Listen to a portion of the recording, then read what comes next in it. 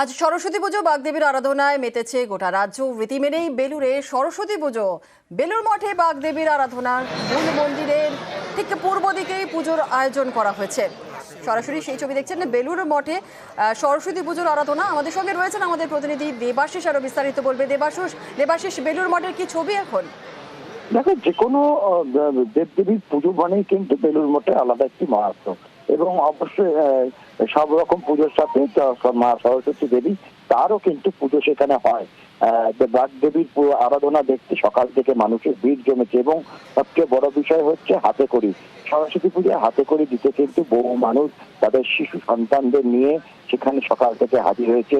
বেলুর মঠের যে মূল মন্দির রামকৃষ্ণ দেবের সামনেই সেখানে একটি অস্থায়ী মণ্ডপ করে সেখানে মা বাগদেবীর পুজো হচ্ছে, এবং মূলত এই পুজো কিন্তু সকাল অর্থাৎ মঙ্গল আরতির পর থেকেই পুজো পাঠ শুরু হয়েছে, চলবে সারাদিন। বিশেষ ভোগের ব্যবস্থা করা হয়েছে এবং অঞ্জলি দেওয়ার ব্যবস্থা রয়েছে এখানে সর্বসাধারণের জন্য।